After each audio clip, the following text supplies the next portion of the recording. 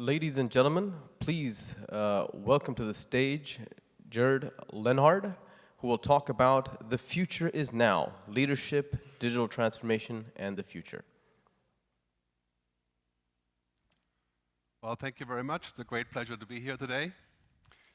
As I was listening to the discussion earlier, I was thinking there's one thing that's really important that we have to keep in mind. Your transformation is not the same than innovation. Now, I've been doing this futurist work, I'll tell you in a minute what that actually is, for roughly 15 years. And I live in Zurich in Switzerland. I do a lot of work in Germany. And a lot of people in Europe think of transformation as, making things better. But the fact is, transformation actually is not just about making things better. It's about becoming somebody else. This is a tough mission. I used to be in the music business. And I was a musician, producer, record producer, and I worked in the music business. And you remember the late 90s, we had a thing called Napster. You may remember Napster, free downloading, right? So it was clear in 1999 that music is going to go from the round discs to the cloud. That is transformation. And the record companies said, we're not doing this because if music moves to the cloud, then we lose control and we lose our money, which they have, right? But they could not refute it. Now, 10 years later, roughly 2012, I had the same example again with the car companies. We did a big seminar in Germany with the CEOs of a big German car company, and we're talking about self-driving cars, electric vehicles, car sharing, flying cars, right? We got laughter. And transformation of the car business today is going from selling units, cars, to selling mobility. Now that is one serious transformation. If you're in the music business, you know how much it used to be to buy a CD. If you buy CDs, years ago, $20, 20 euros. Today, if you use a service like Spotify or others, it's 10 euros for 21 million songs. Right? Today, you can't sell music. End of story. If you're in the music business, you got to sell something else. In this region, the biggest transformation is the end of oil, in parentheses. Right? I mean, your own government talks about this a lot in all different regions here. Yeah? We're approaching this transformation away from this whole logic of the past to a logic of the future. So I'll talk more about that in a second, but that's just something I wanted to say. I wrote a book a couple of months ago called Technology versus Humanity. I have a couple of free copies with me, so if you want one, come around later, and I will share a few copies of that with you. The other thing about transformation is this. Let's not think for a moment that transformation is just about technology. It's not. I mean, the biggest transformation that we're seeing in society today is because of technology. There's culture changing, politics changing, the economy is changing. Transformation is very much a cultural thing. If you're looking at companies that are successful, like Dell-EMC and other companies, it is because of their culture. The culture of innovation. This is very important when we think about transformation and where this will take us. So we'll talk a little bit about that later. And first of all, we're going to use an online tool today because I want to know what you think. So I love to give monologues, but I will also invite you to share. There's a place called menti.com. We're going to use this tool so you can take out your second brain, your external memory card that you have here. I know you're working on those all the time anyway, so unfortunately it will not work with a BlackBerry, I don't think. Just kidding. It does work with a BlackBerry. But menti.com allows you to instantly share your responses. So you can open the browser and go to menti.com. You don't have to download anything, or it's very simple. And we're going to do a poll to where you get to submit. Right? I'll just show you the login number shortly, and then we'll get an instant feedback, okay, from what you're thinking. That's going to come up in a little while. So first of all, what do I do as a futurist? As a futurist, I don't predict. There really is no such thing. Some people were able to do that, like Alvin Toffler, Arthur C. Clarke, the Jimi Hendrix of futurism. I observe. There's a great saying in China that says, if you want to know about the future, ask your children. But coming here, every time I come to Dubai, I'm thinking about really what it is that the future is already here, it's just some of us haven't noticed. Right? Here is a place where the future is everywhere, right, in many ways. I mean, the museum of the future, right? It's a very interesting story. So really what it's all about when you think about the future, first we have to observe. Right? We have to watch what's happening. You should spend between 5 to 10% of your time looking at the key things that are coming from the future. And if I asked you today, what are the key things from the future, would you have an answer? I think some of you would. Okay, first is artificial intelligence, right? Machines that can think. The second one is robotics, machines that can do things for us, and not just robots, but also bots and software, right? AI. The third one is, of course, the Internet of Things, connected devices, sensors. And the fourth one is quantum computing. Machines can function 1 million times as fast. So observing that is really important. The second one is to understand. You know, there's one thing about humans, that we are just infinitely better than any machine that currently exists. Right? If I meet you in the hallway later, or for coffee, it takes a human 1 second and less to judge, evaluate the other person, without saying a single thing.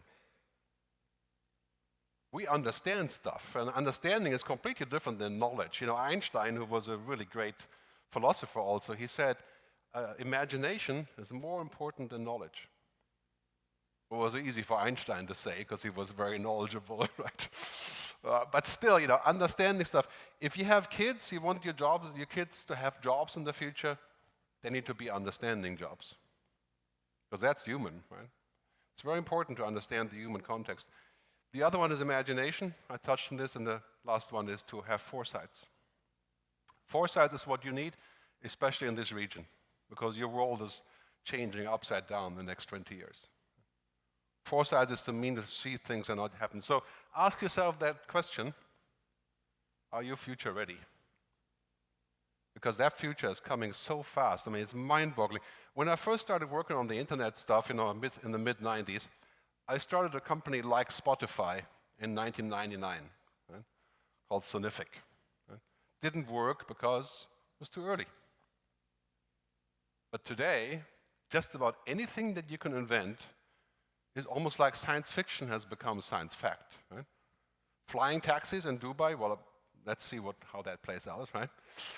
But language translation, right? Self-driving cars, going to other planets, changing our genomes, that's all within reach in a very short time. It's very important to be future ready. So basically what's happening with transformation is that transformation is changing gradually all industries. So if you're in banking or energy or the insurance business, you thought you were safe. Right?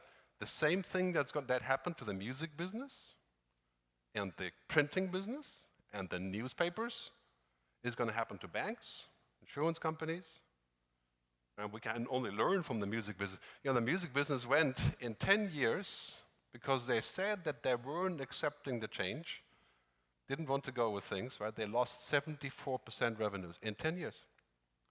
So that's quite an achievement, right? You have to, 10 years, going from, I don't know, what was 38 billion to 14 billion. Right, and now it's going back up. And so we can learn that from the music business, right? Basically, first wave here, music, e-commerce, shopping, and now military, government, banking, energy, healthcare. You're extremely lucky because you can watch these old guys, what happened to them, and then you can reinvent the world around us. Healthcare, banking, insurance. The blockchain was mentioned earlier. There's no doubt that something like the blockchain will come along and wipe out 90% of transaction costs. That's certain. It is unlikely that a blockchain will be a true blockchain in the sense of no central control. Right? That's just not going to happen, I don't think. So we'll see how that plays out. But basically here, very important, your ability to think from the future, not about the future. And each of us has to think from the future, not 50 years, not 10 years, just 5 years. Right? And what do you know about the world in 5 years? Actually, that's not so hard to know. I'll give you some examples. We have all these people in a recent survey saying, you know, robotics, 3D print, 90% of people have access to the internet. Roughly there's about 3 billion now, 3.5 billion. We're going to have almost 6.5 billion people connected to the internet in 7 years. I mean, think about this for a second. The chances are pretty high that nobody or very few people will buy a car with a gas engine in 10 years. Of course, that is a cultural question, right? I mean, I'm from Germany, where people love their cars, right? And the sound and all these things. Right? So in Bavaria, you will still buy a car with a gas engine. Right? But the kids of my kids will never know how to drive a car themselves. They'll just be driven in it. They definitely won't know CDs or DVDs. I don't know if you still buy CDs or DVDs. Maybe for some movies you do. But if I buy a CD and I give it to my kids for Christmas, they call a therapist. Right? They're going to call the doctor because I have a mental problem. Right? It's already moved on like this. We're looking at a world that is so vastly different, right? Seeing the world with new eyes. I mean, we're just about to become kind of superhuman, right? Augmented reality, virtual reality. A doctor that can see the medical information in front of his eyes while he's doing a really complicated operation with another doctor remotely coming in. Right? I mean, this is all becoming, especially here, right, becoming normal. Right? HoloLens and all these things that are happening. Imagine the possibilities. I mean, this could be so good that, in fact, it could be very addictive, that you would not want to live outside this kind of augmented reality. So today, it is no longer the oil, or to some degree it still is the oil. I'll talk about that shortly. But technology is the driving force of society. And I think this is mostly a good thing. It's not always a good thing. I'm sure you can imagine why. For example, security and surveillance and all these things, right? But what is happening today, I mean, if you look at this chart, and don't take it personal, but this chart kind of shows you what's happening on the left 10 years ago. The biggest market cap companies, banks and oil companies. Today, 10 years later, the companies with the most money, the most market power, the big technology companies. In that order, the next 10 are Chinese. Data is the new oil. You heard that before, I'm sure, right? If you want to make money in the future, data, oil, right? Very, very powerful. Oil is the global currency, right? And trust is the thing that goes with it. This is a very, very important topic, I think, for the future, for this transformation that we're going towards into a new kind of society. As I like to say, data is the new oil, artificial intelligence, machines that can think, is the new electricity, and the Internet of Things is the new smart grid. Right? This is a key slide. Right?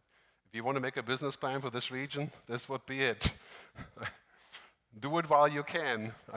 Considering what I've read about all the initiatives in the region, this is already kind of happening. Right? Now, the most important thing is here, this is an ecosystem. Nobody's going to own all of that, regardless how big they are. Right? This is something that we have to build together. And the most important thing is we cannot forget about the fact that humans aren't algorithms. Right? This is very important. 95% of what we do has nothing to do with technology. Our interactions aren't really based on data. So actually putting that together it's quite a mission. I think it's a huge opportunity. As I like to say, humanity will change more in the next 20 years than the previous 300 years. And I'm quite serious about that. People say, oh, you know, industrial revolution, the internet, flying to the moon. Right? 20 years. You've seen this, of course, the Hyperloop right here from Abu Dhabi to Dubai, supposedly being built. You probably know more about this than I do. But the Hyperloop is a typical thing where you thought that's not possible. Right? And maybe it isn't, but I think it is. I mean, these are projects that are, you know, the next 20 years will bring changes. Imagine the possibility of changing the human genome to avoid cancer. That's 20 years, 25 years, 30 years for some kind of, you know, versions of this. So this is a really, really big thing that's happening, a huge wave of change, and the future is no longer a time frame, it's a mindset. Museum of the Future. This is very important for us. I mean, if we don't have the mindset of being ready for the future, we won't have a future. As simple as that. And this is our biggest problem, for example, in Europe. I live in Switzerland, you know, where our mindset is the past. There's nothing wrong with that. You know, the past is a good thing. Right? But we've got to think about the future. There's no guarantee just because you were successful in the past, the same thing is going to work in the future. That's ridiculous, right? I mean, think about that for a second. The record companies and music companies were successful because they owned distribution and they forced the musicians to sell through them. The internet came along and destroyed this thing, and now in 5 years nobody will even know who Sony Music is. Because they didn't find a new business model. This is the most important transition that we're going to face, and I think it's to 90% positive. Right? Don't think for a minute when you're looking at this convergence of man and machine, forget all the Hollywood movies that you've seen, okay? This is entertainment. Ex Machina, all the other stuff, with very few exceptions. No machine is going to grow up and kill us. Right? They may take our jobs. This is a different discussion. Right?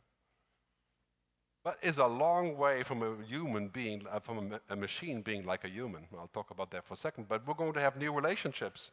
And for example, we're going to start talking to computers. Well, that's already happening. 35% of American kids communicate through the mobile phone with a digital agent. So in the very near future, it will take about 2 or 3 more years to be mainstream. You're going to sit in your office, you're going to say, I want to invest $100,000. You'll just say it to your wristwatch or wherever, and it will go out and do that for you, like an agent, like a person. The other day, I bought my first airplane ticket with a digital agent. I gave the agent access to all of my profiles and my email, and I said, I want to go to Puerto Rico, and I want to go tomorrow, and I want to get the cheapest possible business class. And it found me a deal in 14 seconds. Much cheaper, much quicker than I could have done in person. So this kind of communication with computers, the idea of what robotics are, I mean, robots will be as common as WhatsApp. They'll be as common as cars. In many ways, that's not such a good thing because it's going to change our world in many ways. Right? But you know, warehousing, for example, is already completely roboticized. Airports, pilots. Right? This is a video here by Mercedes-Benz, one of my clients. We're futurizing very heavily on the future of the car. And they came up with an amazing, I mean, this happened all before I ever looked at any of this, but they cooked up this idea of what the van is going to be in the future. And this kind of looks like Blade Runner. Remember that movie Blade Runner? Kind of looks like that, right? It's really funny, actually. But what they're saying in here, that they're no longer going to sell cars. They're going to sell a service, a platform. The car has drones. The car is staffed with a robot. The driver is like a supervisor. Yeah, okay, this is the future. It's not going to work tomorrow. But imagine a company like Mercedes-Benz, the vans division. They sell at least 500,000 vans a year. And now they're going to be a platform. I mean, that is true transformation, the relationship of man and machine. Voice control. Get used to this. If you want to invest in, if you're a bank, and there's a couple of initiatives already in the region that I looked up that are in that direction. If you're a bank, insurance company, government, let people speak to your system. For example, the other day I was at a session for a company that makes televisions. Okay? I can't tell you which one, but it was amazing. We had a bunch of people in the 70s and 80s right, sitting down, and this machine, you could speak to the TV and you could say, hey, I want to watch Frankenstein, you know, whatever. It would just pull it up and you could say 21st minute or show the background of James Bond movie or something. It would just do it with voice control. That's our future. Imagine you can speak to machines. That is about, in some cases, 2, 3, 5 years away.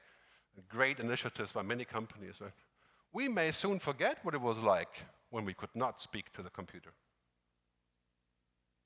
Is that scary or is that good? I don't know. You be the judge of that. Because if we can speak to computers, we may think that they are human, which would be stupid, of course, right?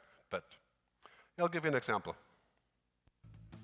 Alexa, ask my Ford Mobile to start my car with pin 2376.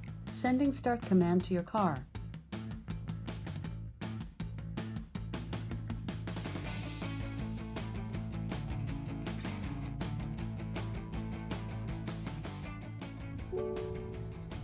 Alexa, Alexa. what was the score last night for the Detroit game?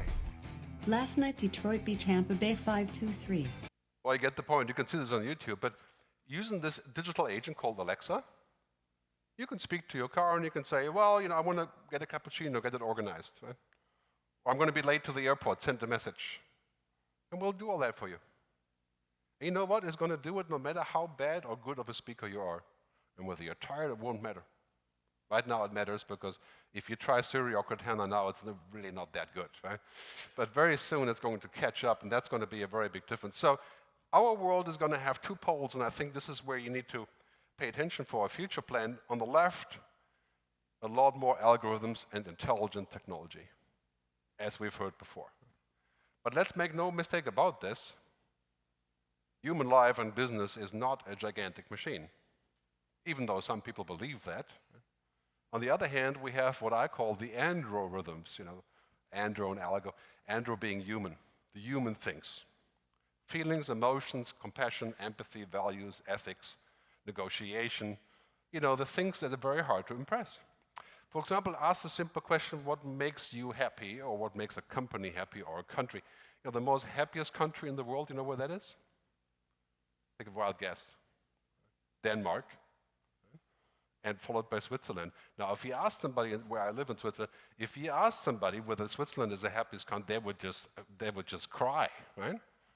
It's because it's such a relative thing. But very important to keep in mind, our life is always going back and forth between those two things. Companies are not loved because they're efficient.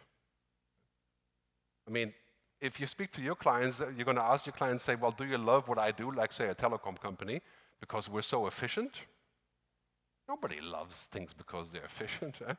Because of what you stand for, who you are, what relationship you have. I worked for a long time in the telecom business as a futurist, and telecom companies are, of course, notorious for increasing value and trying to keep the ARPU, but it's not really working there well, right?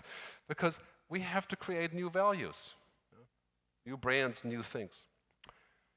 This is the most important curve of the day, the exponential curve. You've heard this many times before, Moore's law. And Moore's law for chips is kind of ending because you really can't make the chips much smaller. So now we're going to get into 3D chips and quantum. But really what's happening here today, in the beginning of this curve, where I was at 10 years, you don't really see very much at all. It feels like nothing is happening. But we're at the pivot point, we're at 4. So now we're going 4, 8, 16, 32, and 7 steps to 128, 30 steps, a billion. I mean, our world is going to be exponentially different. It's very hard to comprehend for humans, right? We're going to have supercomputers that are 1 million times as fast as what we have today in 10 years. This is why we can't comprehend, for example, the change of energy. Because that change is exponential.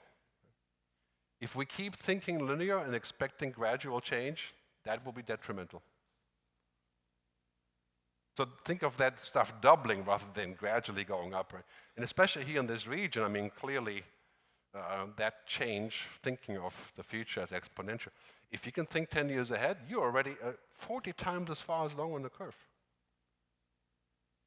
And we're talking about substantial changes with everything that we have looked at. So in this future, machines that are intelligent are a definitive future. Now let's make no mistake about this. These machines are not intelligent like we are intelligent. Right? They're actually very stupid. They're as dumb as a toaster, really. Right? But they can do things. They can open the garage for me, right? Intelligent assistants. And AI can beat the world player in Go, right? DeepMind, Google DeepMind last year. 4 weeks ago, a computer beat the world champion in poker. Which is a weird thing because poker is not really logical, it's just lying basically, right? So, smart machines, I think the low-hanging fruit for you right now is intelligent assistants. IA, not AI. Right? That's machines that can help you do a job quicker and better, more efficiently, right? And that's everywhere. Google Maps, Gmail, Slack, all kinds of things. Some examples, here's a hotel company. This is in Barcelona, W Hotel. You can go and log in with your social media details and it will give you a huge pinwall of things you could be doing today. Right? And what your friends are doing so you can connect with them. You've seen this one, right? Mashrek, the bank, it has a banking bot. Rather than going to the website, you can just do it to the message. Right? That's intelligent assistance. Customize their things and, of course, recognizing objects like this Chinese app does. And now, I think there's people from banks here in the room, financial, right? Now we have the AI-enabled bank, the intelligent agent bank. There's hundreds of companies working on this, replacing low-level financial transactions with intelligent machines. This is not rocket science, this is just very hard work and billions of cases, right? Called deep learning. Now we have the first applications that say that they can replace lawyers. Any lawyers in the room? You would probably doubt this, I think I doubt it as well, but there are certain jobs that can be replaced. If all you do as a lawyer is non-disclosure agreements, your future doesn't look that bright, right? Because a machine can do that, at least in many cases. That's the low-hanging fruits, I think. Financial advisors, if you work with a bank, you already know that every major bank in the world is investing in machines that can give advice. And some of you may be using TripAdvisor, just as an example. TripAdvisor can be terrible, or can be really good. It certainly isn't human. But it's valuable, in some ways. And that's how I look at this. You can make a tool like this to help 10% of your customers be happier, that's great. Unless it costs you 10 billion to build it, right? So all these systems are already happening. The automation of knowledge work. If your future is just doing things, routine jobs, machines will do it. I mean, that's the rule of digital Darwinism. Anything that can be digitized or automated will be. I'll tell you why that's actually good news. It doesn't sound like it's good news because it's about our work, right? But we're going to have systems that will speak to us in intelligent ways and give us suggestions. Well, that's already happening, but this is where Google is going, for example, right? Google is not going to be a search engine in 5 years. Google will tell you what to do. It'll be your artificial brain. I mean, this is a very, very powerful business. You can say, well, that's really amazing, or is it creepy? I don't know. It's hard to say. I mean, if you could have an assistant in your office, that would be like a person, and she, or most of the time it's she, right, the application, right, who does all the work for you. Be extremely powerful if you can trust it. Right? I call this the global brain. Right? The possibility of having machines that do things for us in logistics, smart cities, energy, banking, insurances, right? Every organization will be impacted. There's some research saying that roughly by 2020, smart bots will power 85% of all customer service interactions. The other day I was in India doing a talk, and I went to somebody's lab to try this myself. And I made some phone calls to the bot, to the smart software for customer service to change a flight, okay? And 8 out of 10, I could not tell that it wasn't the machine. Okay? I couldn't tell the difference. I mean, this was simple stuff, you put in your PIN code, your PNR, and then they look up for an alternative. And I thought it sounds a little bit like, it's hard to tell, when you're dealing with people who have accents anyway. Right? But it was amazing. Of course, that system is, I mean, if you run call centers, 5 to 8 years, 90% of call centers will be automated. 90%. Because machines can finally understand language. In fact, now machines can speak like us too. This is the next step, right? You can have machines actually speak in your language. Right? So, bottom line is this, and I think this is good news. Technology is hell then, hell and heaven. It's a great saying that technology is morally neutral until you apply it, until you use it. These technologies that we're dealing with today, artificial intelligence, sensor networks, human genome editing, nanotechnology, they have more potential for good and bad than nuclear power. I mean, these are very, very vast things that we can do.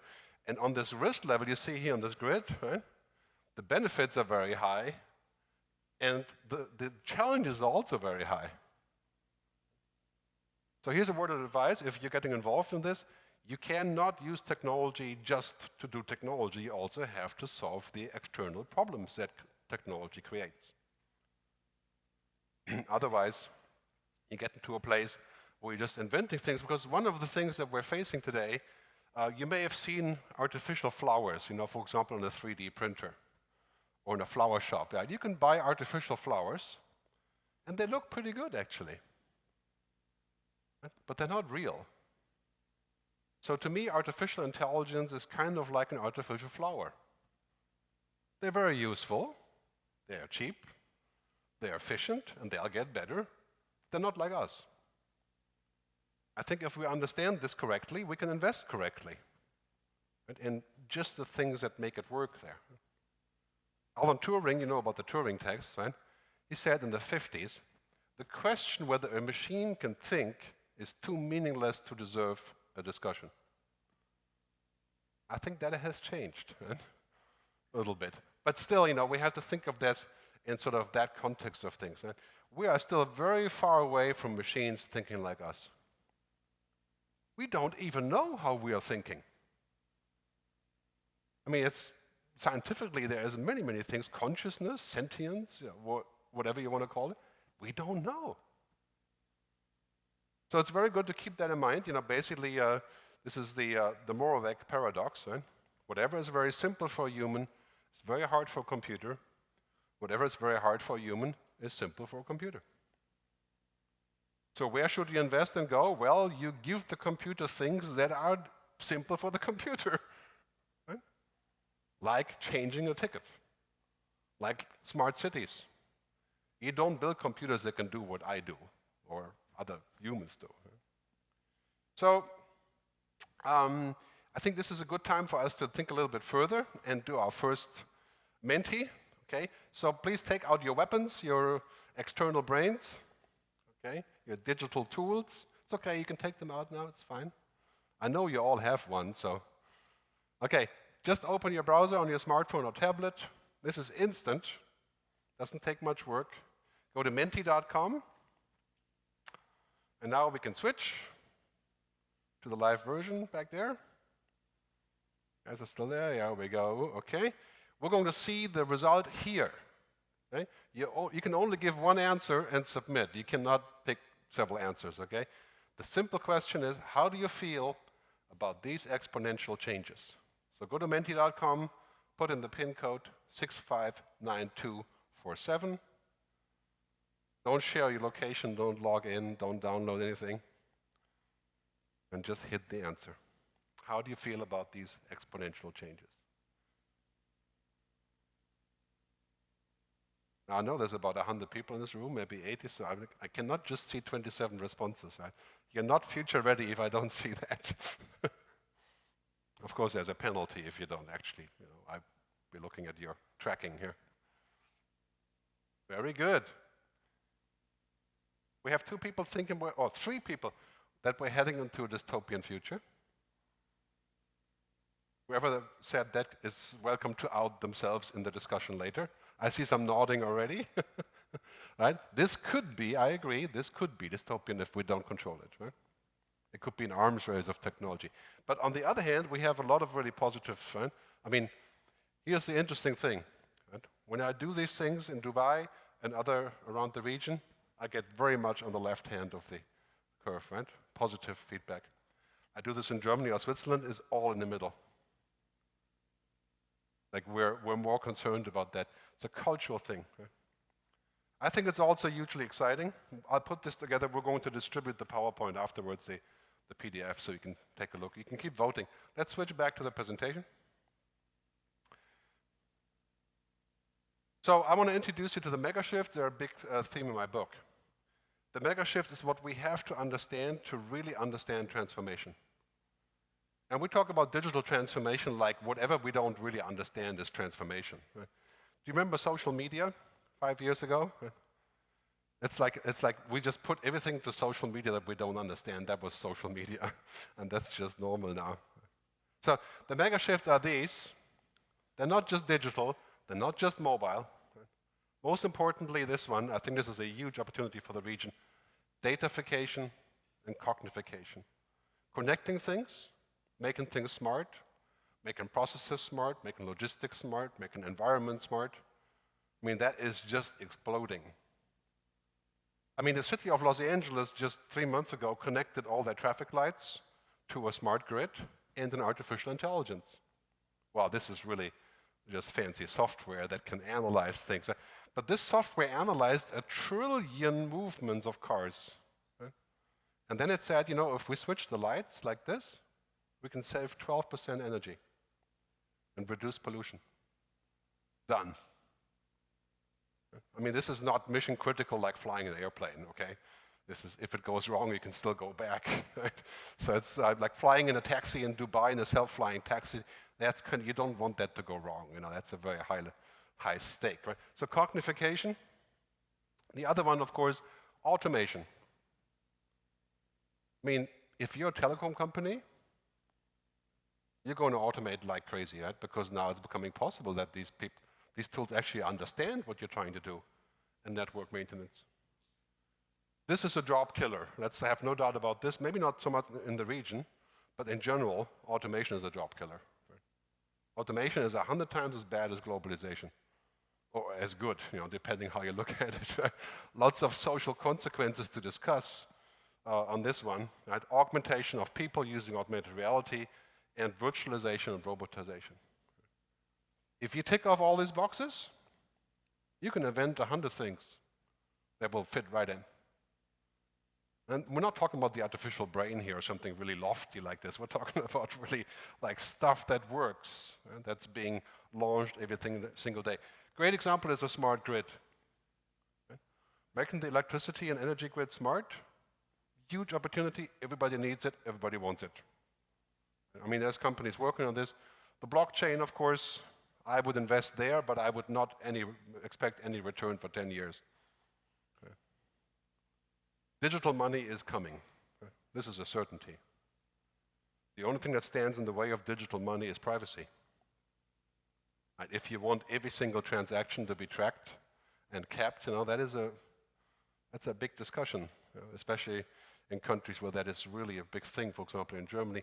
Predictive analytics, being able to predict customer demand. I mean, those are all low-hanging fruits of these mega shifts. 3D printing. It's about a couple of years away that we will print out the spare parts for our cars, electric cars, of course. We're going to print out on a truck that comes by and delivers them. They will not be shipped from Taiwan or from California.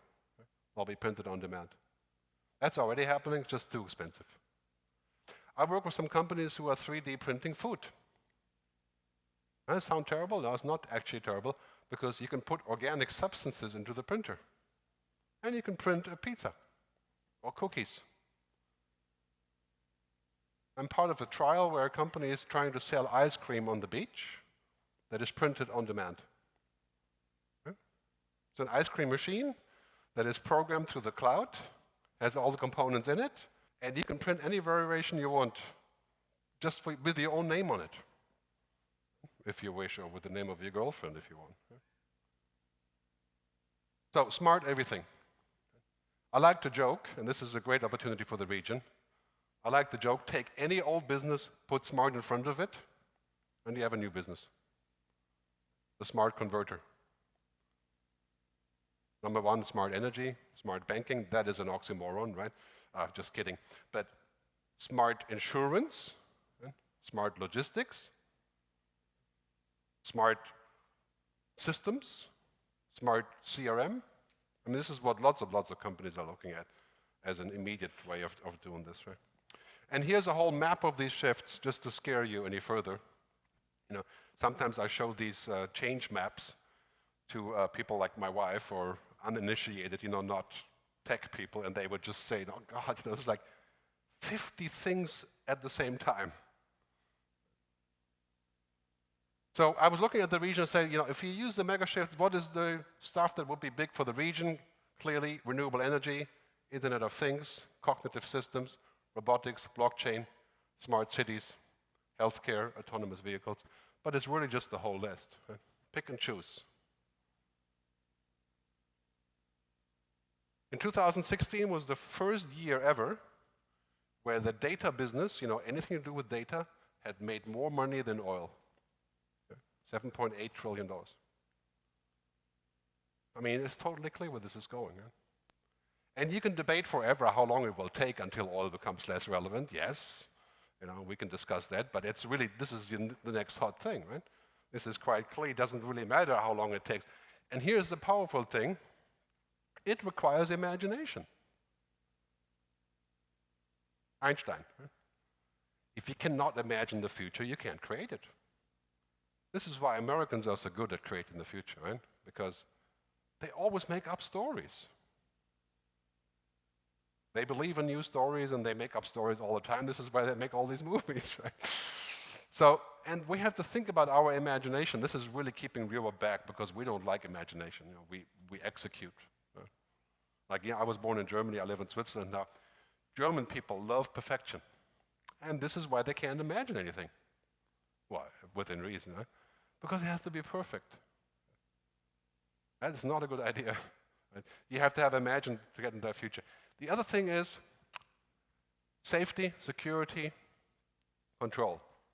Now, when we talk about technology safety, everybody's always talking about tech. I'm not talking about tech here, right? Clearly, we're going to need lots of software and lots of security, and we're working on that, clearly. Right? We're also going to need social contracts. What's okay, what's not okay, who's in control? Where does that data go? What are the key challenges? As we connect everything, safety and security becomes a huge business and a gigantic social challenge. Nobody will share their health records with the cloud, their DNA, right? Their purchase habits, their car habits, right? Unless there is a way of saying that not everybody can do whatever they please with it. Right? So this is a huge opportunity, but also a very complex thing. The industrial internet is following in the same direction. New powers, new responsibilities. If you're going to get engaged with this, you're going to have lots of new responsibilities. I mean, think back for a second, right? A lot of companies that have engaged with this, like Facebook, right? They're not taking any responsibility. They have changed the entire media business, and they keep saying that they're not a media company.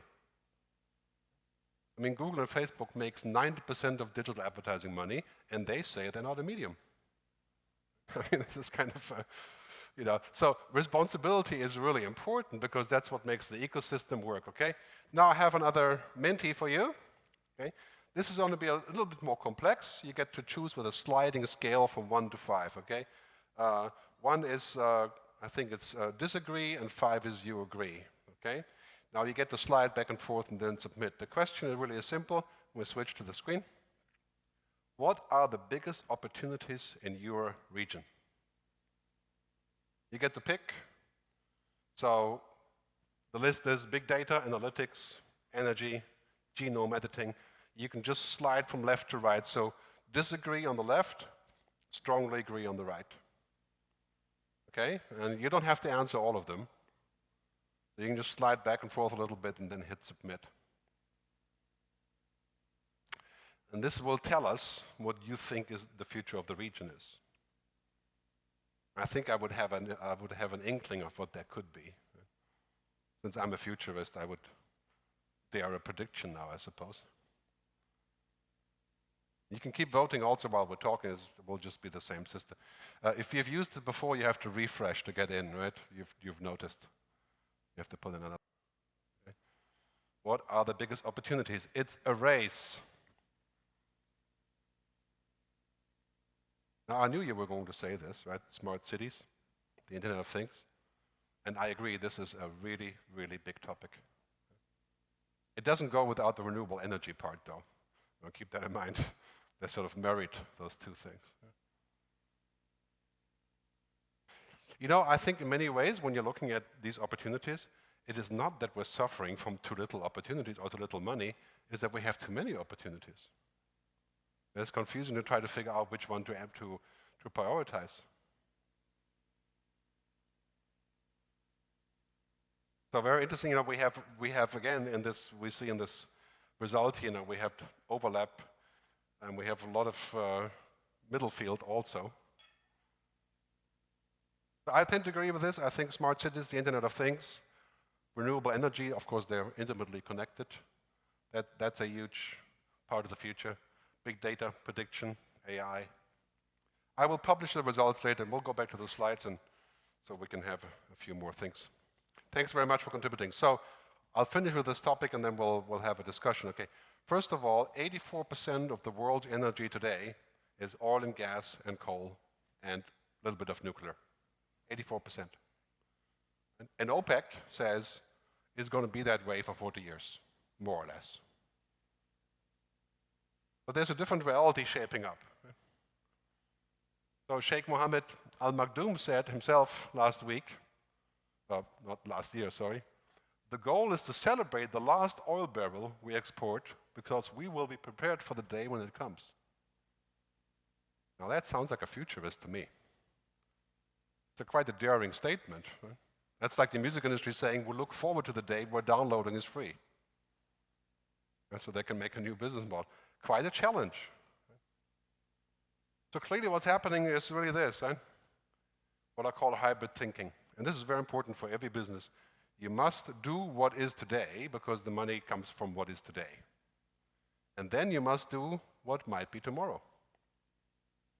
If you only do what is today, you will not see tomorrow. At least not anymore now, because it's accelerating. So you have to think hybrid. If you're a bank, you have existing customers now, you know the millennials, the kids that are about 25 now, they'll never sign up with a real bank. When they have real money, they go somewhere else. You have to think about what might be tomorrow. So here's a reality about solar energy, from my friend Peter Diamandis. The curve is quite clear on the signs. We're going to reach the point in time when solar energy can supply a majority of the world's energy, probably in less than 20 years. The biggest factor there is the batteries, of course, not the solar. So we, there's many discussions about this, and even if it takes 30 years, right? I mean, that is basically tomorrow. That's your kid's job. So the future also means that we're going into a different world. If you take a look at what people really like today, it's no longer about buying stuff necessarily, about owning things. It's about services and experiences. And this is one key. Of course, Dubai has already learned this, creating experiences, right? That's what you have in Dubai already. The experience economy. If you're a telecom company, the future is not going to be to sell mobile devices where you charge by megabyte or by phone call or by flat rate. The future is going to be to sell experiences through the network. Media, entertainment, medical, health, banking, to go to platform economy. So here's the key question now, whatever you're doing these days, especially if you're in government, right? The key question is, are you indispensable? Are you like oxygen? That's the question you have to answer. If you're not indispensable, you will be dispensed, right? That is also digital Darwinism. That is, you can see that happening everywhere. From Nokia to BlackBerry to certain car companies, you become dispensable. So, I've been doing futurism for 15 years, and I noticed 5 years ago, roughly, that we were coming into dispensable, right? We were becoming, somebody can go online and get a really great report put together by some online system, right? I mean, the other day I was in a lab in New York, and I asked a smart machine about the future of Europe. And she gave me a 12-minute talk about the future of Europe. It wasn't really human in the sense, I mean, spoken was very nicely spoken, but a little bit stale, but very powerful. And then I asked the machine about a concept I'm working on called the United States of Europe.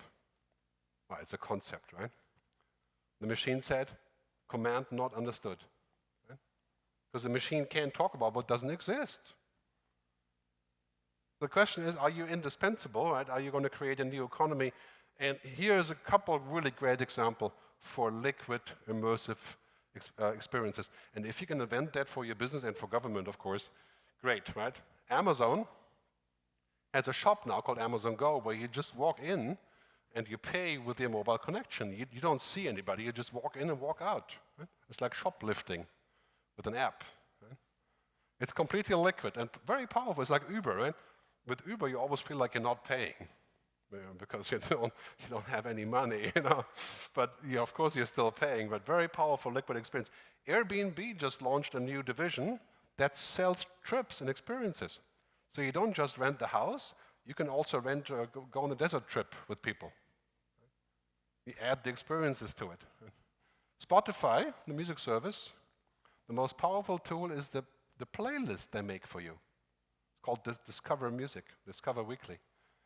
This list is so good. I used to be a musician and producer. The other day, they put it together, and on the list for Spotify, there were 6 of my own songs in the Spotify list that I had recorded with a different name, so it couldn't have made a match.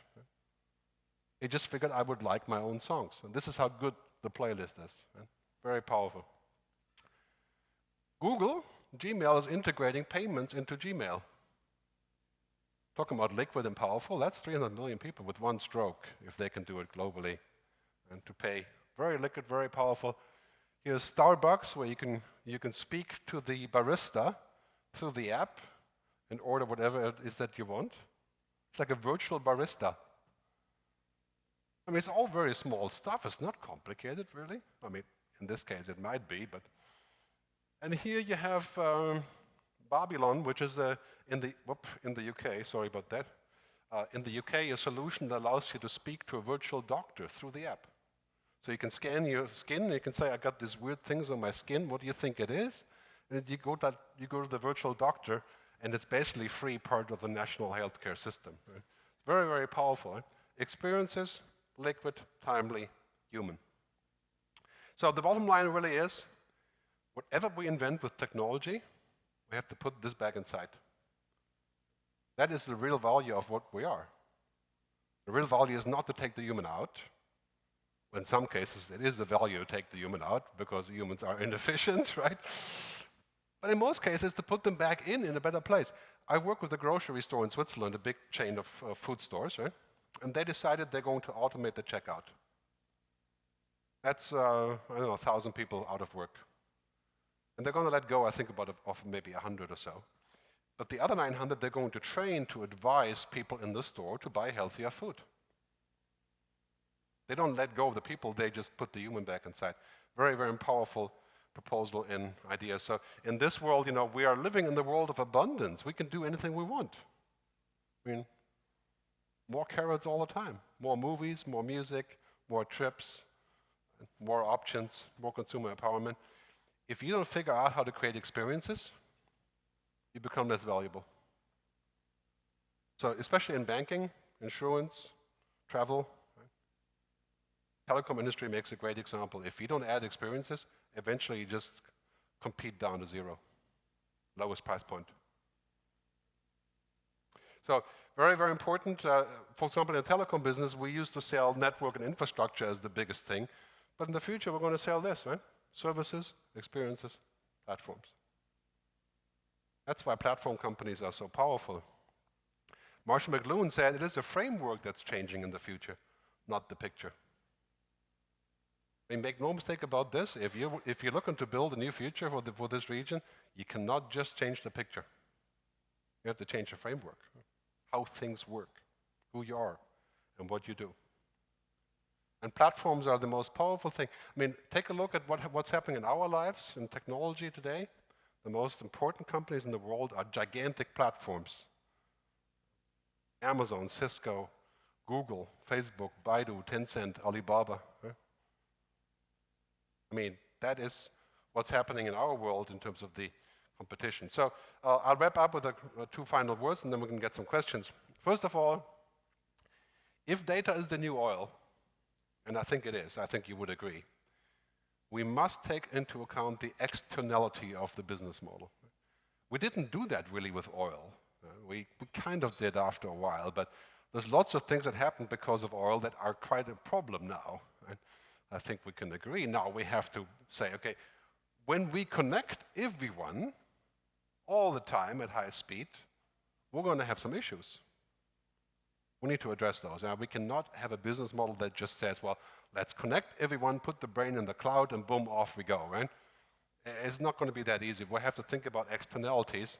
This graph kind of shows, societal norms, ethics, technical standards. Right? Otherwise, we may get this, right? We may become useless because we would be essentially replaced by what the machines do. A great book called Homo Deus that talks about this right now. I don't think we're going to be useless humans, but we'll have to think about the externalities and what it does. We have to put that planning. So when you have a business plan that connects people, you also have to have a business plan that says what happens when they are connected. What do they do?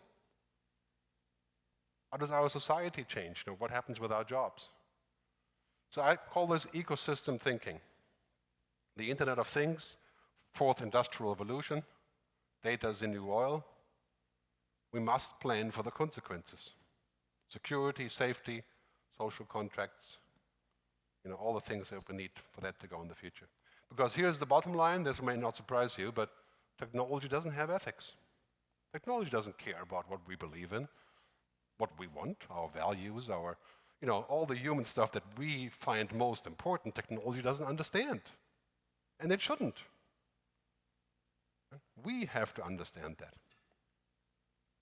Technology will not care whether it makes paper clips or makes an app that makes us happy. So very important for us to understand, also the question, what should not be automated? In government, this is a key question. If you work for government, many things can be automated because they're utterly inefficient, right? But should you automate, for example, decision-making in the court? There's a first trial in America that says that a judge is replaced by a machine that decides who goes out on probation and who does not. The machine decides. The machine is on average better than the judge. But is that a good idea? So that's a key question. So ethics, really, this is what I'm talking about. Ethics is the difference between being able to do something and what is the right thing to do. We cannot just cut that off and say, well, we'll do whatever we can, right? That could be quite dangerous. So I'll skip this because I want to get to the end, and we're already approaching the lunch session here. I can hear the clinking already. So very important, here's the CEO of one of the biggest companies in the world. Well, I think it's actually the biggest company in the world, Walmart, 2.2 million employees. Right? And Doug, the CEO of Walmart, he said the other day, as the world becomes more digital, which it does without limit really, it will be our humanity that differentiates us and wins with customers. This is a very important message. You use technology, but you don't replace, right? You put humanity back in, you put the human back inside. Very much a key message. So I want to leave you with a key message that I learned from my musical mentor, David Bowie, who said he was a definitive futurist. He built the first internet for music in 1995. He said, the future belongs to those that can hear it coming. I think we can take that literal. Maybe you heard of some of it coming today. And I want to thank you for your time and your attention. We're going to distribute the slides afterwards. And I hope you have a good day. Do we have time? Do we want to take questions? I don't think so. I think the lunch is approaching very quickly. So I'm going to be here. You can ask me anything you want. I have a couple copies of books, so just let me know if you would like a copy. Thanks for listening.